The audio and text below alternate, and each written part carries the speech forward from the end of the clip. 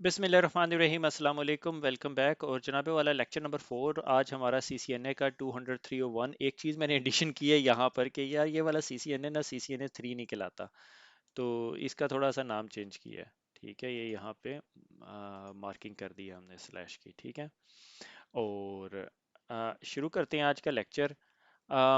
सो जनाबे वाला अब तक हम इंट्रोडक्शन टू नेटवर्किंग पढ़ चुके हैं, और 3 4 पार्ट 1 3 4 1 2 3 4 तक पढ़ चुके हैं। मैं थोड़ा सा डिस्ट्रैक्ट हो गया क्योंकि यहाँ पे ये चीज़ एडिशन करनी नहीं याद रही, तो आज हम सेक्शन नंबर 5 पढ़ेंगे। ठीक है, IPv4 एड्रेसिंग का आपको पता है। आप लोगों ने इम्प्लीमेंटेशन ऑफ वीलैंस देख ली, आपको स्पैनिंग ट्री प्रोटोकॉल का पता चल गया, इथरनेट लैन का पता चल गया। आज हम थोड़ा सा IPv4 राउटिंग और स्टैटिक राउट्स के बारे में पढ़ेंगे और उसके बारे में देखेंगे। तो ऑपरेटिंग ए सिस्को राउटर्स, ठीक है। ऑपरेटिंग ए सिस्को राउटर क्या कि आपके नॉर्मल ऑर्गेनाइजेशन के अंदर आपके पास सर्वर की वीलन होती है, सर्वर के लिए वीलन एक स्विच से लगी होती है और वहां पर आपके पास यूटीपी केबल होती है। यूटीपी केबल फिर एक और अगले स्विच में लगी होती है, उस स्विच के साथ आपका राउटर लगा होता है। राउटर से आपने serial cable, depending upon your organization, mostly Indo Pak के अंदर आपसे 10 साल पहले जब मैं पाकिस्तान में काम कर रहा था, तो वहां पे जो सा है मोस्टली E1 लाइंस यूज होती थी। अब मुझे नहीं पता वहां क्या सूरत हाल है, मगर नॉर्मली आजकल के ज़माने में जो सा है NTU या CSU या DSU जो ISP आपके पास लगा के जाता है, और आप उससे एक ईथरनेट केबल उठा के राउटर में लगाते हैं। उस टाइम हमारे पास सीरियल कनेक्शन होते थे। ठीक है, वैन E1 और T1 की लाइंस होती थी। उसके बाद आपके पास एक लीज लाइन हो जाती है। नॉर्मली आजकल ISPs आपको कनेक्टिविटी दे देते हैं, और फिर दूसरा राउटर होता है, राउटर के पीछे फिर एक स्विच लगा होता है, और वहाँ पे ये ब्रांच ऑफिस हो गया, ये मेन साइट होगी, जिसे हम मेन डाटा सेंटर भी कह सकते हैं, आप उसे हेड ऑफिस भी कह सकते हैं, कुछ भी कह सकते हैं। ठीक है, अच्छा। उसके अंदर अब जौन सा है कुछ ये हाईलाइट दे रहा है कि यूजर एनेबल प्रिविलेज मोड आपको पता है, entering exiting configuration mode using control Z आपको पता है, टेलनेट VTY, और अब नॉर्मली जौन सा है ट्रांसपोर्ट इनपुट SSH करके आप SSH एनेबल कर लेते हो। यूजर ने पासवर्ड लॉगिन क्रेडेंशियल करने हैं, आपने कन्फिगर, या आप बेसिक राउटर लेके उसे कन्फिगर कर रहे हो, कंसोल केबल लगा के आप कन्फिगर कर रहे हो। Configuration of ethernet interface that can negotiate speed, वहां पे आप डुप्लेक्स की कमांड भी देते हैं। Configuration interface to be administratively disable shut होता है, उसे एडमिनिस्ट्रेटिवली एनेबल करना होता है। Navigate through the different configuration command like console zero interface type number, CLI command, recall the features, अगर आपको हेल्प की जरूरत पड़ती है तो आप हेल्प कर लेते हो, या शो के बाद आगे क्वेश्चन मार्क डालते हैं तो आपको हेल्प आ जाती है। ये सारी चीजें आपको ऑपरेटिंग सिस्को राउटर काम करने के लिए। और आखिर में राइट मैम की कमांड, इसी दौरान ये आपको बताता है कि अगर आपने किसी का शो आईपी इंटरफेस ब्रीफ, बहुत इंपॉर्टेंट कमांड है जो मैं मोस्टली यूज करता हूँ, शो इंटरफेस स्टेटस और show IP interface brief is very very important command. अच्छा, उसमें लाइन स्टेटस जो है एडमिनिस्ट्रेटिवली डाउन का मतलब एडमिनिस्ट्रेटर ने डाउन किया हुआ है, और प्रोटोकॉल स्टेटस इंटरफेस है शट डाउन, तो प्रोटोकॉल स्टेटस भी डाउन होगा, उस पर प्रोटोकॉल नहीं काम कर रहा होगा। अगर डाउन डाउन है तो interface is not shut down, कि आपके एडमिनिस्ट्रेटर ने शट डाउन नहीं किया, but no cable has been attached, ये पॉसिबिलिटी हो सकती है। With switch Ethernet, the switch is powered off or the device on the end of the cable use a different transmission speed। ये भी अक्सर होता है कि एक साइड पे जो है वो डुप्लेक्स ऑटो मिसमैच मैच नहीं होता, तो उसकी वजह से आपका जो राउटर से और CSU DSU लगा हुआ है, या राउटर से स्विच की तरफ जो केबल है, अक्सर मैंने देखा दो सिस्को की डिवाइसेस आपस में ऑटो निगोशिएट नहीं कर रही होती डुप्लेक्स, तो इस वजह से हो सकता है। उसके बाद लाइन स्टेटस इज अप है मगर प्रोटोकॉल डाउन है। अच्छा, ये सिचुएशन आती है और बहुत सारे लोग कंफ्यूज हो जाते हैं। अब almost always refer to a data link level problem. ठीक है, मोस्ट ऑफन कॉन्फ़िगरेशन की प्रॉब्लम हो सकती है, इनकैप्सुलेशन दोनों साइडों पे डिफरेंट हो सकती है, कुछ भी हो सकता है। तो नॉर्मली अगर प्रोटोकॉल डाउन है, इंटरफेस अप है, तो कॉन्फ़िगरेशन रिलेटेड इशू है। अप लेयर 1 लेयर 2 जो दोनों की दो अप है। तो ये मोस्ट इंपॉर्टेंट किस्म की कमांड्स हैं जो आपका अक्सर इन कमांडों से वास्ता पड़ता है वाइल सेटिंग अप राउटर। और उससे आगे अगर हम चले जाएं तो शो प्रोटोकॉल एक बड़ी इंटरेस्टिंग कमांड है। अगर आप उसको रन करें तो आपको बताता है कि आपके पास internet protocol routing is enabled, और इस इंटरफेस पे ये अप हुआ हुआ, और ये इंटरफेस पे ये अप हुआ हुआ, और इसकी इंटरनेट एड्रेस ये, और इस इंटरफेस का इंटरफेस अप है। मगर देखें आप, एडमिनिस्ट्रेटिवली ये वाला डाउन है, ये भी एडमिनिस्ट्रेटिवली डाउन है, नाइट प्रोटोकॉल भी डाउन है, एडमिनिस्ट्रेटिवली डाउन है, लाइन प्रोटोकॉल भी डाउन है, सारा कुछ ही डाउन रखे हैं। ठीक है, तो ये to summarize chapter number 15 is more around के राउटर कैसे काम करता है, राइट मैम की कॉन्फ़िगरेशन या एनवी रैम और टीएफटीपी का क्या डिफरेंस है, रैम क्या है, और उसके बाद आईओएस इमेजेस क्या होते हैं, शो आईपी इंटरफेस ब्रीफ क्या देता है, शो इंटरफेस स्टेटस क्या देती है, शो प्रोटोकॉल क्या आउटपुट देता है, आपको बेसिक आपको राउटर की कॉन्फ़िगरेशन बता दी। उससे आगे फिर हम चलते हैं, हम आ जाते हैं चैप्टर नंबर 16 के अंदर, configuring static routes. Static routes के हैं, हम लोगों को बहुत अच्छी तरह पता है कि स्टैटिक राउट्स क्या हैं।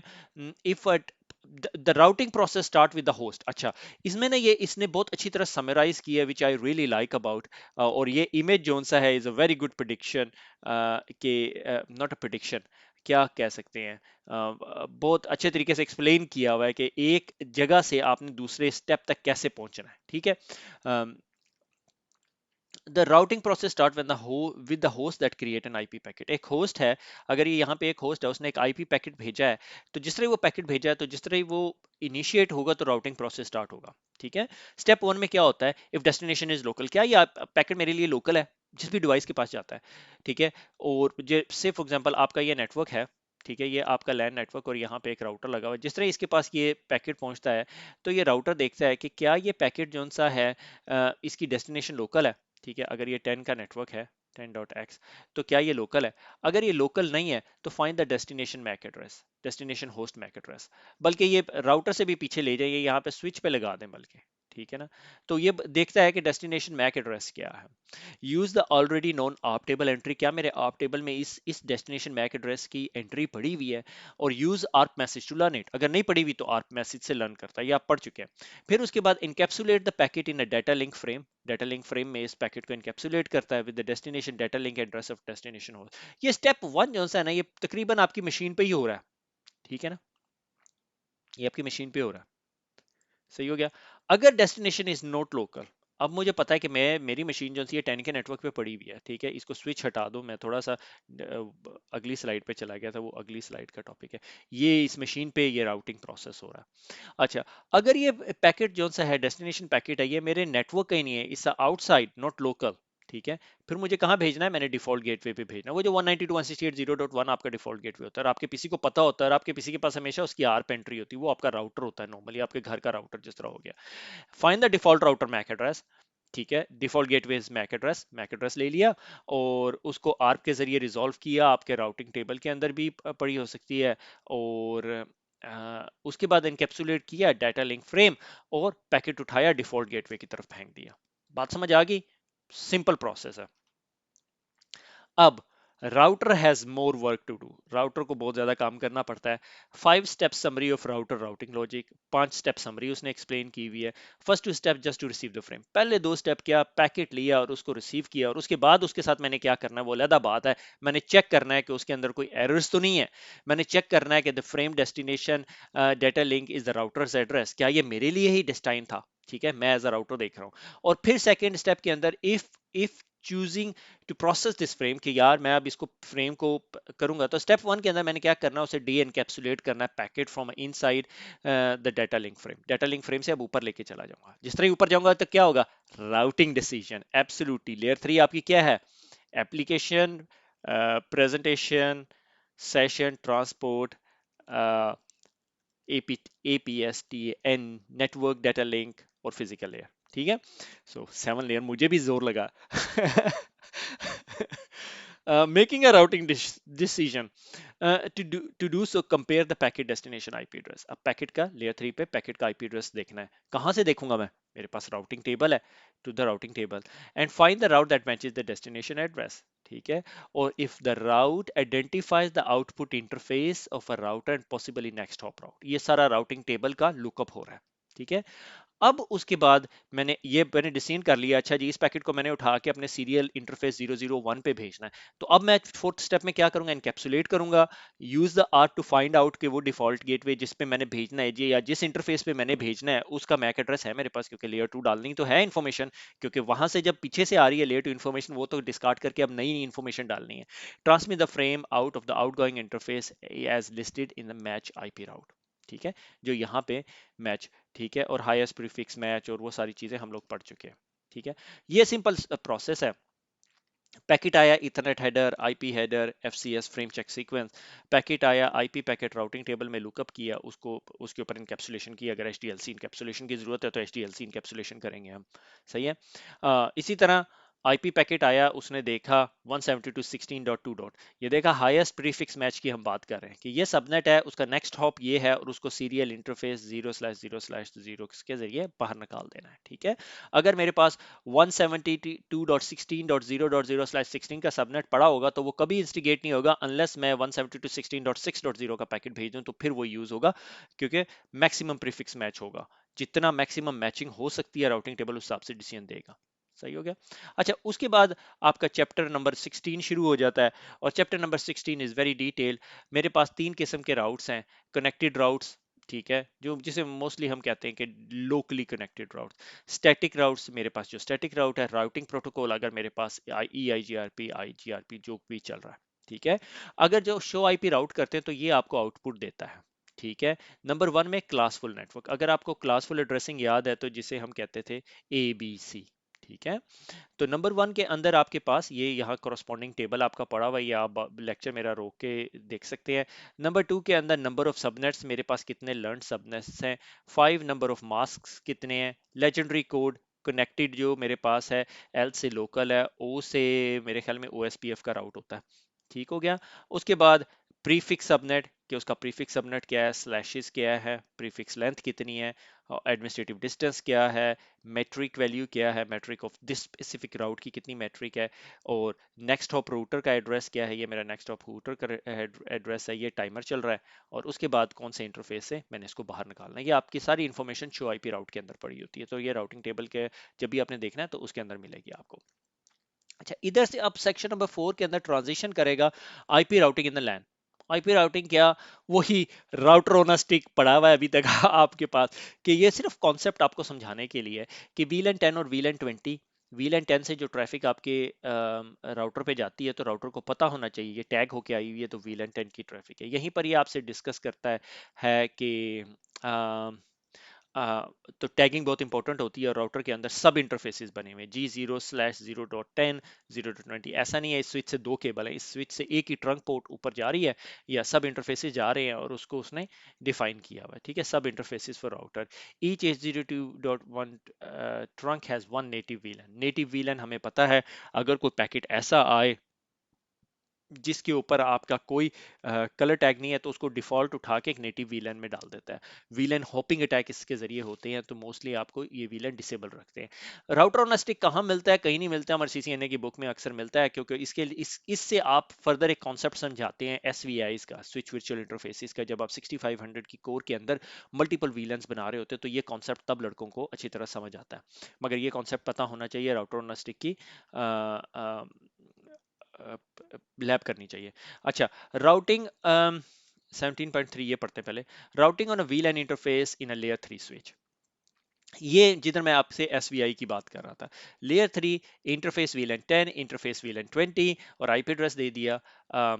इंटरफेस VLAN आईपी इंटरफेस या, तो आपके ये SVIs बन गई, हम इसे कहते हैं स्विच वर्चुअल इंटरफेसेस। और ये आपके वर्चुअल इंटरफेसेस बन जाते हैं, मगर ये आपस में राउट हो रहे होते हैं और आपके लेयर 3 स्विच के अंदर एक मिनी राउटर, वर्चुअल राउटर बना हुआ होता है। ठीक है, वो VLAN 30 की ट्रैफिक VLAN 30 में रहने देता है, VLAN 10 की VLAN 10 में, VLAN 20 की VLAN 20 में, अनलेस आप पोर्ट्स डालते रहें।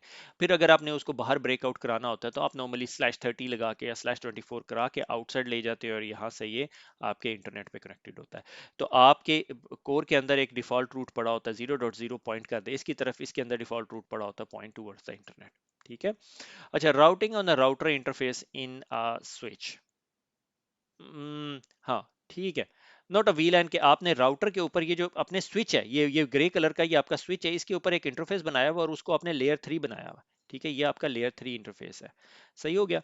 और इसको आईपी एड्रेस दिया हुआ आपने स्पेसिफिक, ये वीलैन नहीं है, और यहाँ पर भी आईपी एड्रेस दिया हुआ है /24 से सारी ट्रैफिक उठा के इसकी तरफ भेज देते हैं आप लोग, और ये यहाँ से यहाँ भेज देते हैं। ठीक है, ये दोनों चीजें ये दोनों चीजें एक ही काम कर रही हैं, मगर इसमें ये वीलन का पार्ट है। ठीक है, यहाँ पे इंटरफेस VLAN 30 है और यहाँ पे सिंपल आईपी एड्रेस दिया हुआ है। ठीक है, यहाँ पे ये दोनों को लेयर 3 में डिफाइन किया हुआ है, राउटेड इंटरफेस बनाया हुआ है। सही हो गया। उसका डिफरेंस क्या है, which is beyond the scope right now, मगर ये दो तरीके से आप डिप्लॉय कर सकते हैं। मुझे अच्छी तरह याद है कि हम लोग ये भी तरीके देखे हैं मैंने नेटवर्क के अंदर लगे हुए, और ये भी तरीके देखे हैं लगे हुए नेटवर्क में, ठीक है। उसके बाद मैं इंक क्लियर कर लूं,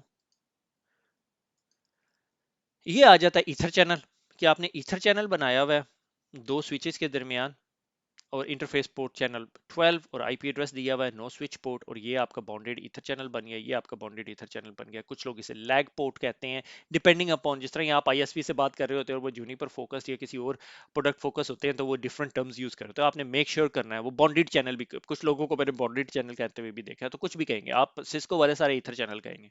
तो ये ईथर चैनल यूज हो रहा है, और मगर ये लेयर 3 ईथर चैनल है, ठीक है। ये लेयर 3 ईथर चैनल है क्योंकि इसको आपने आईपी एड्रेसेस दिए हैं। सही हो गया। आगे चलते हैं।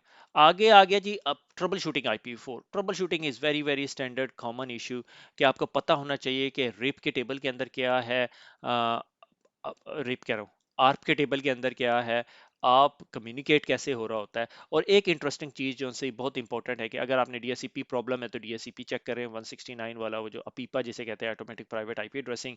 वीलैन के ट्रंकिंग का प्रॉब्लम हो सकता है कि वीलैन ट्रंक नहीं हो रही है, ट्रंक में अलाउ वीलैन है। अच्छा, अलाउ वीलैन के साथ क्या मसला होता है कि अगर आपके पास ऑलरेडी ट्रंक पे अलाउ वीलैन 10 20 30 और आपने ट्रंक अलाउ वीलन 50 कर दी, तो वो 10 20 30 को उड़ा देगा। इसलिए वहां ऐड की कमांड है, मैंने एक हार्डर वे सीखा था, बहुत पुरानी बात याद आ गई, ठीक है। तो बी वेरी केयरफुल जब ट्रंक पे अलाउ वीलन करें, it's a very good security practice.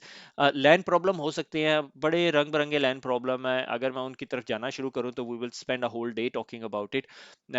और उसके बाद अब एक एक इंटरेस्टिंग चीज जो है is extended ping. Extended ping is very very important, कि आप राउटर पे बैठे हुए हैं और आपने ये चेक करना है कि राउटर से जो ट्रैफिक है ये सारी की सारी यहाँ तक जाती है वापस आती है, तो आप राउटर के डिफरेंट इंटरफेसिस से एक्सटेंडेड पिंग चला सकते हैं। It's very important trouble shooting tool. Ping करके एंटर दबा दें और उसके बाद आप उसके अंदर बहुत सारे काम कर सकते हैं, ठीक है। इसी तरह ट्रेस राउट की कमांड है, स्टैंडर्ड एंड एक्सटेंडेड है उसके अंदर, और टेलनेट है। टेलनेट की कमांड बहुत इंपॉर्टेंट है। टेलनेट क्या करती है, अक्सर ये नेटवर्क इंजीनियर्स के साथ मसला आता है कि यहाँ पे सर्वर पड़ा हुआ आपका, और आपने ये चेक करना है कि यहाँ से आपकी मशीन से ये पैकेट इस सर्वर को हिट कर रहा है पोर्ट 80 पे, कहीं रास्ते में फायरवॉल तो नहीं लगी हुई। तो लड़कों को पता नहीं होता। सबसे इंपॉर्टेंट चीज जो सा है वो आपके पास nmap का टूल है। nmap के टूल से आप जो सा है स्कैन कर सकते हैं। सही हो गया। ये जो nmap का जो सा है विजुअल वर्जन है, say for example 192.168.0.1 करवा देता हूँ मैं आपको, ठीक है। और इंटेंस स्कैन करेंगे तो ये आपको सारी की सारी आउटपुट ला के दे देगा। नॉर्मली आप क्विक स्कैन भी कर सकते हैं, डिफरेंट किस्म के स्कैन कर सकते हैं, और ये आपको आउटपुट ला के देगा कि आपके नेटवर्क के अंदर कोई डिवाइस है और वो उस पोर्ट पे लिसन कर रही है। मगर इसका इसका जो अल्टीमेट टेस्ट क्या है, अल्टीमेट टेस्ट मैं आपको दिखा देता हूँ। लेट्स स्टॉप दिस स्कैन, कि आप जो सा है CMD पे जाएं, ठीक है। कमांड प्रॉम्प्ट पे जाएं और टेलनेट की यूटिलिटी आपको इंस्टॉल करनी पड़ेगी। आप देख लें टेलनेट और उर्दू IT academy.com, और आप चाहते हैं कि मैं चेक करूं कि पोर्ट 80 के ऊपर उर्दू IT academy तक मैं हिट कर सक रहा हूं या नहीं। नॉर्मली बंदा कहता है यार आप ब्राउजर में खोल के कर लें, वेरी गुड। मगर अगर आपने पोर्ट नंबर 4473 या 1433 चेक करना है तो फिर आपको नॉर्मली ब्लैंक विंडो आ जाती है। अगर आपको ब्लैंक विंडो आ जाती है इसका मतलब आप एग्जैक्ट वहां जाके हिट कर रहे हो। जिस तरह मैं 80 करता हूँ तो ये मुझे ब्लैंक विंडो, और उसके बाद कंट्रोल C करूंगा तो मुझे HTTP बैड हेडर की डिटेल आ जाएगी। अगर मैं देखना चाहूँ कि मेरी उर्दू IT अकेडमी पे 443 रिस्पॉन्ड कर रही है तो Urdu IT academy is responding to 443 packet. अगर मैं देखना चाहूँ कि 123 जो कि किसकी पोर्ट है, वेरी गुड, 123 की पोर्ट है, तो वो कनेक्ट करना चाह रहा हूँ तो ये मुझे रिस्पॉन्ड नहीं दे रही। तो इसका मतलब है कि कोई चीज मुझे ब्लॉक कर रही है 123 तक जाने में। सही हो गया। या रीजन ये हो सकती है वो पोर्ट फिल्टर्ड है, वहां पे कोई ऐसी सर्विस ही नहीं चल रही जो 123 पे काम कर रही है। सही हो गया। तो ये टेलनेट के command is a tricky way to find out कि एक जगह दूसरी जगह तक जा रही है। मगर this is not a topic of routing, this is a port कौन से लेवल पर काम कर रही होती है, लेयर 4 की। ये जहां फायरवॉल लगी हुई है बीच में और वो ब्लॉक कर रही है तो फिर मसला हो सकता है। आप तो एप्लीकेशन अवेयर फायरवॉल है तो वो यकीनन इस चीज को ब्लॉक करेंगे कि यार वो देख रही है ये टेलनेट की तो एप्लीकेशन है और ये यूज कर रही पोर्ट 80, तो this is not right thing. तो कभी कभी ये भी हो सकता है कि आपकी एप्लीकेशन अवेयर फायरवॉल जो सी आपको ब्लॉक कर रही हो मगर 80 की पोर्ट ओपन हुई हो, तो ये पॉसिबिलिटी है। मगर हार्ड कोर नेटवर्क इंजीनियर्स का अक्सर वास्ता पड़ता है इस तरह के इश्यूज के साथ, तो this is a way to troubleshoot it. मैंने कहा ये डिस्कस कर दूं क्योंकि कुछ लोगों को नहीं पता होता। And that brings us to the end of our topic number 4 था 5 था 5 था हाँ और इसके बाद अगला लेक्चर जो है हम लोग we would start talking about routing protocol और कोशिश करूंगा मैं दो दो करूं मगर दो हो नहीं रहे थे I was getting tired और मुझे दो लेक्चर रिकॉर्ड करने थे क्योंकि as you know programming for network engineers भी चल रहा है और न्यू CCNA भी चल रहा है तो I have to map both of them together ठीक है खुश रहें घर में रहें कोरोना से बचे रहें और दूसरों को भी बचाएं दुआओं में याद रखिएगा फिर मुलाकात होगी अल्लाह हाफिज